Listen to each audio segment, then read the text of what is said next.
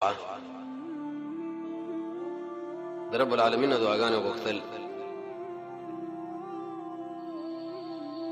او په دې باندې چې الله رب العزت څومره خوشحالېږي دا به بل شي نه.